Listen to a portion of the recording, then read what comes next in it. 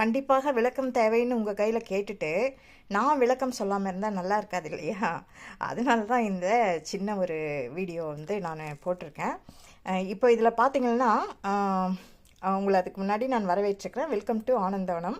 Okay, நேற்றைய புதிர் வந்து பொறுத்துக மாடலில் கொடுத்துருந்ததில் ஒரு பக்கம் ஆடு, மாடு, சேவல், அதுக்கு பொருத்த வேண்டியது வந்து தமிழ், தெலுங்கு, மலையாளம்னு 3 பாஷைகளோட பேர் கொடுத்துருந்தேன்.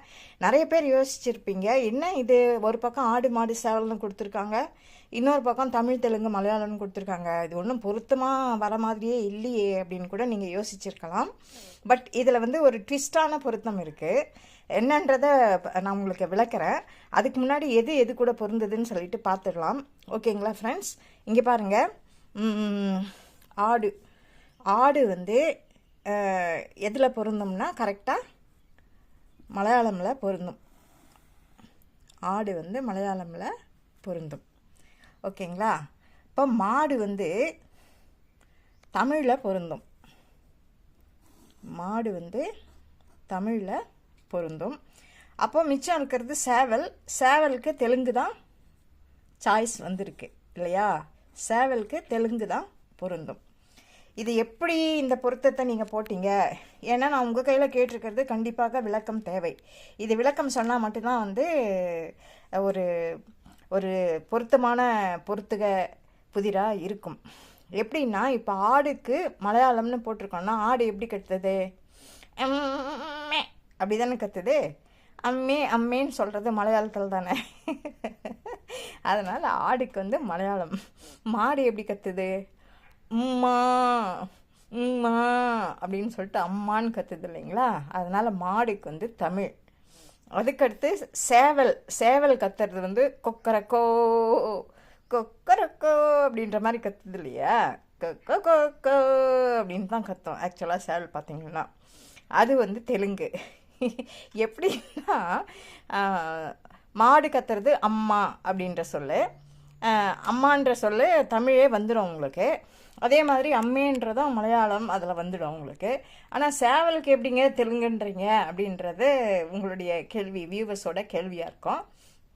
இதில் என்னென்னா, கொடுக்கப்பட்டிருக்க அந்த 3 வார்த்தைகள் பொருத்தக்கூடிய வார்த்தைகள் தமிழ், தெலுங்கு, மலையாளம். இந்த 3 பாஷையிலையும் பார்த்தீங்கன்னா தமிழில் தான் வந்து தமிழில் வந்து எழுத்துக்களை வந்து 3 வகையாக பிரிச்சிருப்பாங்க இல்லையா? வல்லினம், மெல்லினம், இடையினம் அப்படின்னு சொல்லிட்டு. அதில் வந்து பார்த்திங்கன்னா கசட தப்பற வல்லினமில் இருக்க தமிழ். அப்புறம் கஞ்சன நமன மெல்லினம், அதில் அதில் இருக்கிற மீ, இது வந்து மெல்லினம் வந்துடுது மீ. எரள வழல இடையினம், அந்த ஈழு வந்து இடையினம் ஆயிடுது. அப்போ எல்லாமே இதில் இருக்குது. 3 இனங்களும் இருக்குது. வல்லினம், மெல்லினம், இடையினம் 3மே இருக்குது தமிழில். மலையாளத்தில் வந்து பார்த்திங்கன்னா, மலையாள பாஷையை நீங்கள் கவனித்து பார்த்தீங்கன்னா அதில் வந்து இந்த மெல்லின சவுண்டு ஜாஸ்தி வரும். அந்த மூக்கில் பேசுகிற மாதிரி இருக்கும் இல்லையா? அந்த மெல்லின இது வந்து ரொம்ப ஜாஸ்தியாக இருக்கும் மலையாளத்தில். இந்த தெலுங்கு வந்து சேவல் வந்து கொக்கரக்கோ அப்படின்றோம் இல்லையா? அதில் பார்த்திங்கன்னா எல்லாமே வந்து வல்லினமாக தான் இருக்கும். கோ, இக்க, ர, இக்கோ.